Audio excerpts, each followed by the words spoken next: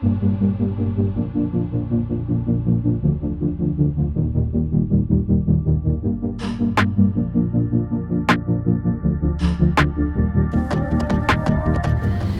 Victor Sawyer and myself today is Brent Thompson, who's the Managing Director of Siera Group, a residential boutique property developer in Brisbane. And Brent's going to have a chat to Victor and myself about some of the challenges he's had over the last 8 weeks, how he's dealt with those challenges, and the market generally for Brisbane moving forward.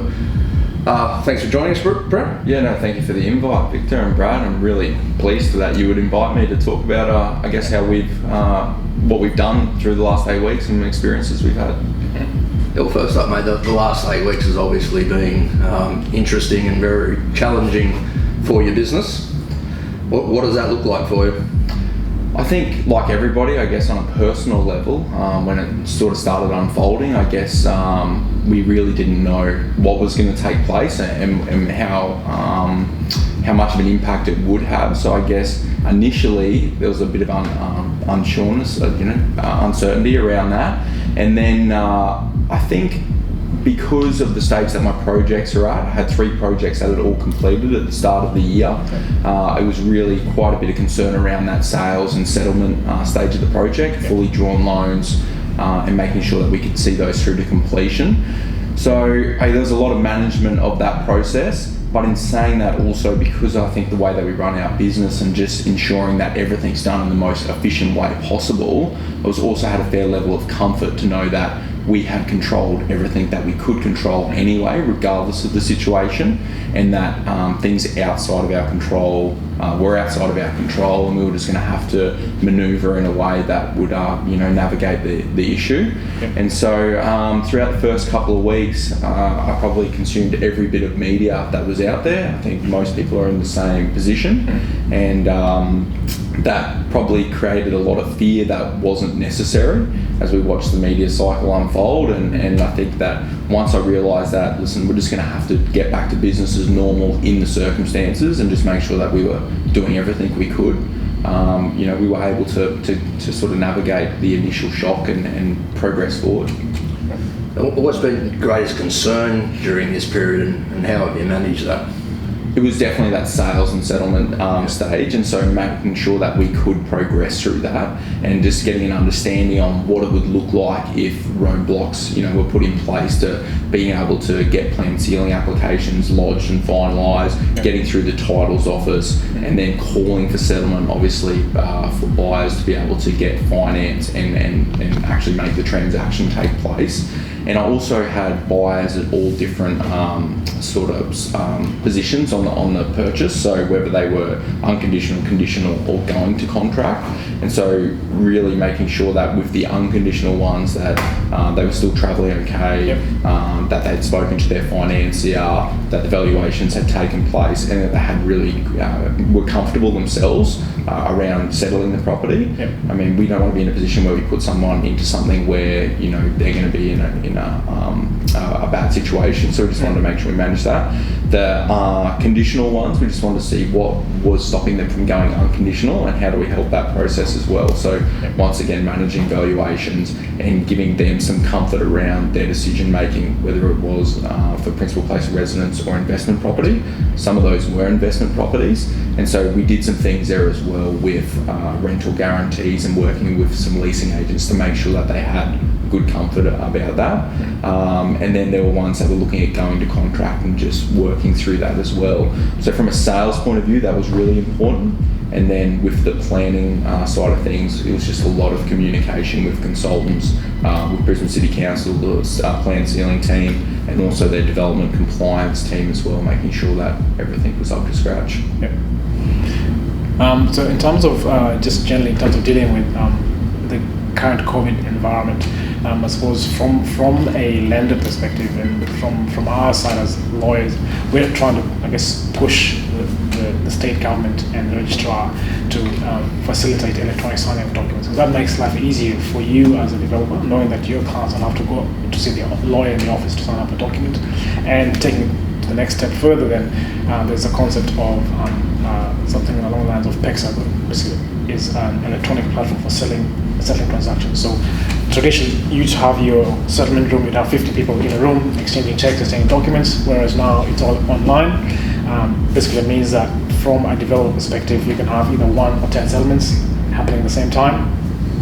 The money clears into your account once the bank has been paid out instantaneously. The mortgages and the titles get registered, the releases are signed at the same time, and it's all electronic. So I think that's fantastic. It helps a lot of people in terms of not having to sit in one room to organize a settlement. I guess observing social distancing electronically, but there's still a way to go in terms of I guess progressing electronic signing. New South Wales, Victoria, and South Australia have all allowed, for example, mortgages to be signed electronically. So if I'm a buyer of your property, I don't have to go to see my lawyer to sign the mortgage, and then sign electronically. But Queensland is still a bit uncertain about that. So hopefully that'll change and it'll make life easier for you as a developer when you're selling, so that you know that your your buyers can then sign the mortgage documents with the bank, which makes life easy for you. Then anything can happen on PEXA. Yeah, well, it's something that, it's like a pie in the sky that we've really dreamt about being able to do this, because I've really found that it's become more obvious during COVID-19 how painful this process is with picking up original documents, and especially where we're really trying to manage it.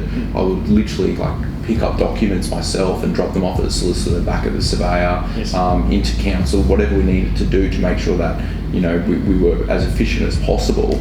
But being able to do that electronically, it just makes sense, and I think it's something that we need to bring forward. I think the benefit of something like PEXA as well is for the parties is in terms of the REIQ contracts, they have clauses in them that allow PEXA settlements. But I guess the disadvantage for people in Queensland at the moment is it's not compulsory to do everything on PEXA. So basically, if your lawyer or your agent is not on board with it, it can frustrate the process for you. So the more people get on PEXA to allow electronic settlements to happen, it'll make life easier for everyone going forward. Yes. And it's a platform basically which even you as a developer, you can log on and see which ones have been booked in for settlement, which ones are ready, which ones are going to settle, which ones are looking like they're going to fall over. And it's pretty much, it's just like you're playing a video game on your hand. It's like an app in your hand, and you basically see money coming in and going to your bank, and the banks have got the money, and things get registered electronically. So it's fantastic. It's just a question of, I guess, if you're a member of any industry bodies, and we're pushing the state government to push the registrar of travels to, I guess, authorize electronic signing of documents to sort of help that process. Yeah, I think that's really important. Yeah. And I know that was a discussion that I had with the conveyancer about making sure that we could progress through and who would need to be able to have the ability to do that. And PEXA was mentioned, obviously, and just making sure that the financier solicitors all were subscribed. I think you must subscribe. To be able to facilitate that. We didn't get to that point that we needed to, but I think definitely there's been some hiccups along the way. Whereas if we had that process, we probably would have saved some time with mortgage releases and a couple of weeks on some projects. So taking into account what you mentioned, how's the sales process been during this period? It's actually been surprisingly good, to be honest. I think that it comes back to, and I'm not going to sort of harp on about our projects, but I think it comes back to the quality of the project and the quality of the homes, if it's residential, that you're producing. And so I think regardless of what's happening, I think there's still going to be buyers in the market, in any market, who are looking for a new home or an investment property that's of a certain quality and it meets their criteria, whether that be location to work, proximity to the city, size, demographic of family, and things like that. So we've actually had really good sales results throughout the whole COVID pandemic. It has just been, inquiry has been drastically down, and so our conversion rate has gone up remarkably, but that's really just because the people that are inquiring are very genuine. They're not in that, people aren't in that research phase or sticky beaking. They're really just there because they want to make a purchase. And we found it's been owner-occupiers and some investors as well. I've had some interstate investors that have purchased in our projects, and it's really about, they've got great job security, whether they're employees of government, police services, things like that. They've got the deposit saved up and they're really looking for a place to put their money, and it all made sense. And so we've seen some of those transactions actually from start to finish happen during the peak of of the pandemic. So I think it really just comes back to, quality of project, and also just making sure that you've got the right people helping your buyers through that process as well, and understanding what the buyer's needs are.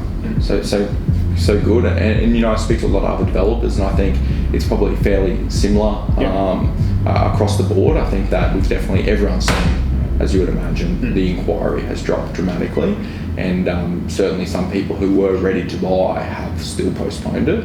But there's still been lots of decisions being made. And just generally in terms of the COVID environment, and again, for you as a developer going forward, do you see any sort of change in the product that you offer? For example, I'm getting the lots of people who will be working from home taking this step forward. So are there any adjustment what you're thinking of making to your developments, or just leave it by the by and see what happens?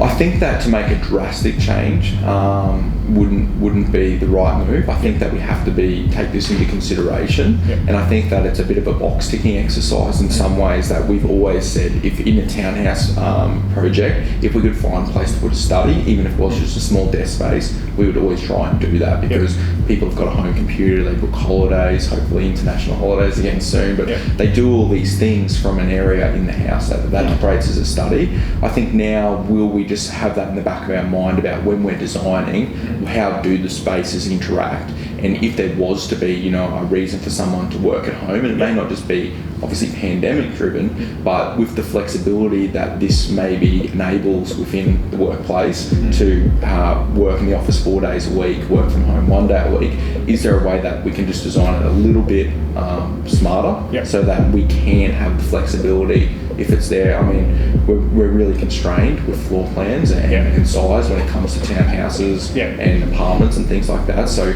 it's not that we can add another 9-10 square meters, but we could certainly be like, well, can this be a multi-purpose room that has the ability to be closed off? Do we look at things like putting solid core doors on those rooms so that there's a bit of noise break between the areas? So just little things that could happen. So during that sales process, and obviously it's not just about selling to the buyer, but letting them understand that we've thought about it. We can just say, listen, this has the ability to be used in a home office scenario, and what we've done is we've provided some extra network cable link points, we've provided some more power points, we've put a solid core door on that room because it made the most sense as a home office. So if you needed to make that switch, it's there. It's definitely good. How do you see the outlook for residential property development in Brisbane?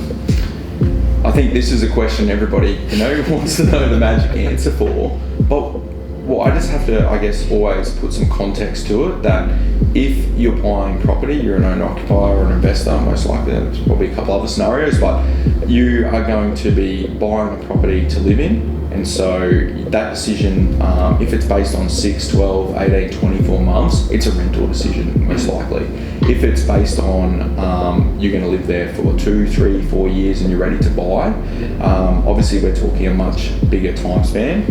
And if it's an investment property and you're looking at doing it for 6, 12, 18 months, the cost of transaction on the way in and on the way out, you're always going to be at a loss. So I would think anybody purchasing property is making a decision 2 years at a minimum, unless circumstances drastically change.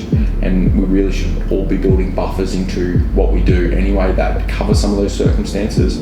So over the next 2 years, is money going to stay at a really low rate? I would think yes. In the next 2 years in Brisbane, are we seeing some phenomenal projects coming online? Queen's Wharf, we've seen Howard Smith Wharves, we've got a lot of infrastructure projects that are coming forward, Victoria Park, an Olympics bid, Cross River Rail. So just, our city is really on the cusp of a major transformation, and I think so in 2 years' time, money's still being cheap, and I think we're probably going to see that for 3 years plus, and the RBA's talked about that. We're going to see some fantastic projects come online.